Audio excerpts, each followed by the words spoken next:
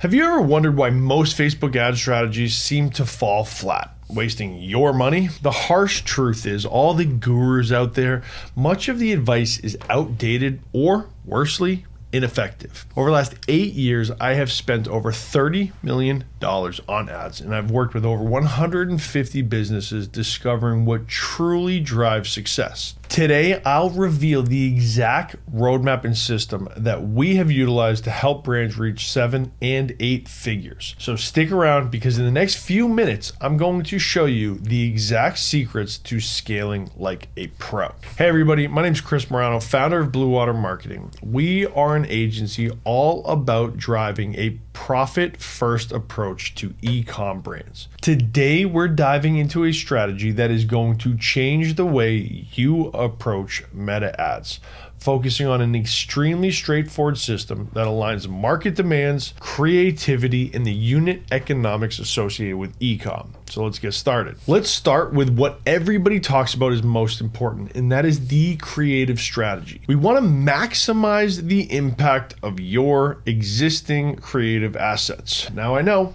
you might be saying, okay, I already have ads, they don't work. But how much have you dove into what really matters about your customers?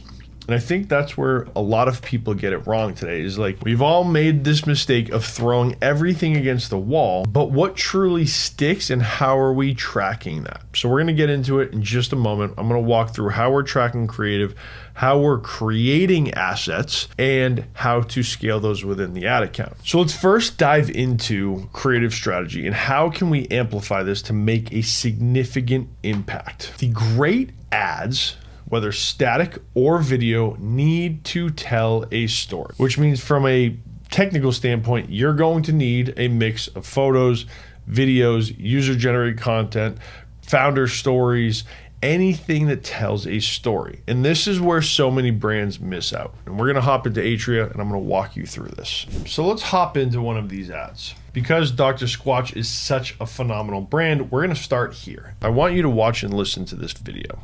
She didn't think this body wash would work, but our brand new soap was made to clean men's stinky meat. We were tired of there only being 2 options when looking for body wash: buy toxic chemical generic wash that dries out your skin, or expensive stuff that never lasts in the shower. So we made these affordable soaps that smell like cologne.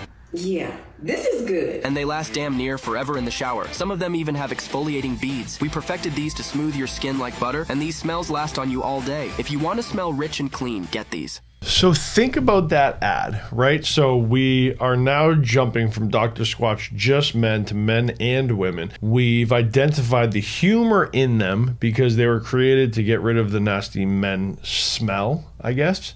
And now we're pivoting to tell a story that this will also work for you. Very engaging. Let's hop into another video. Interested in baby-led weaning? Here's my go-to hack for making it as seamless as possible. As a busy and new first-time mom, I didn't exactly have hours to prep baby-led weaning friendly meals from scratch. Then I found Little Spoon, and honestly, game changer. Everything is soft and easy to pick up, the perfect size for little hands. And the best part is that I don't have to stress about meal prep. There's no chopping, no cooking, no figuring out what to serve. Each meal is nutritionist approved, so I know my daughter is getting exactly what she needs while she explores new flavors, which is super important for raising an adventurous eater. Right now, she's obsessed with the fajita-style chicken with black beans and corn. I swear she clears her plate. So completely different product, but an amazing story. First time mom, busy, didn't know what to cook, wanted to do this baby-led weaning, identified so many problems within that first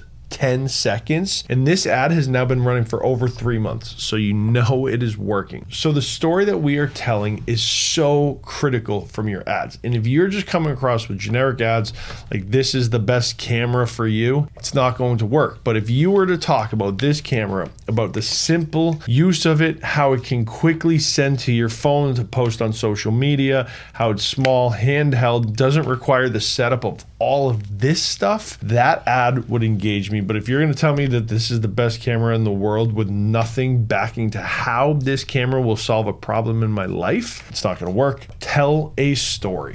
So when you're telling these stories, the next key to all of this is tracking it. We recently ran a campaign where we have tested so many types of creative assets, lifestyle videos, customer testimonials, founder stories, and a ton of statics. One of the videos alone increased engagement by 40%. So what does that look like for your brand? Track all of this through. If you're running a UGC story, make sure the naming convention is outlined perfectly so that anybody in theory can get into an ad account and know exactly what is happening. Number 2, the key is keep it simple, stupid. You guys, if you follow me, you already know this is my approach. We want to have the minimal amount of campaigns going within an ad account to ensure that we are optimizing for what we want to occur, not for what we want Facebook to do. Now, let me break that down in more simple terms. The key to this is not to run just Advantage Plus campaigns. It's not to run just ASC campaigns with the new ABO setup. The key is to simplify your account so that you know what is happening so that you can push when you need to. So let's hop into 2 different types of accounts. One that is out of control and one that is performing phenomenally. Let's get into it. Okay, so this is a new client of ours. We have not yet had the opportunity to fully swap out and change everything going on. But as you can see, let's go to had delivery in the last 30 days. And there were a total of 36 campaigns running. Now the budget, it's only $1,000 a day. Like, it's literally not enough to sustain 36 campaigns, because what's happening is spend is getting diluted across all these campaigns and we're not actually able to scale a ton of them. So you can see what we've started to do is build out cost caps and restructure this with different bids, which is clearly delivering phenomenal results here. But across the board on some of these others, we see a huge swing of cost per results. $20, $20. And within these, because they're Advantage Plus, we don't truly know what's happening within this to allow for ultimate scale. Like, yeah, $20 cost per purchase sounds really good in theory, but overall, we have no control over these results. So therefore, we're unable to make decisions on what to push, because essentially all these Advantage Pluses are just relying on Meta to continue to push these products. And you can see it is performing. I'm not disputing that, but what it's not doing is allowing us to really optimize as media buyers. So let's get into another campaign and I'll show you exactly how it should be set up. Now, this campaign, this account, over the last 30 days, spent slightly more money than the one I just showed you, but overall, we're still only talking about like $1,100, $1,200, $1,300 a day, 40K spent in the last 30 days. You can see, now, different unit economics in this brand, so don't yell at me for showing a $30 cost per purchase opposed to a $15. But what we're seeing here, and I can break down our columns. So we're getting volume behind some of these, definite volume. We're getting amazing results here. And if we open this up, we're running a flexible format. We're taking all of the winners that we're getting through our testing, putting it into a flexible format. We have an Advantage Plus with a cost per result goal running. So again, because it's not just collections, we know that this ad here is clearly the winner. We're getting volume below cost per acquisition targets, and all of these other ones are increasing the efficiency within the campaign.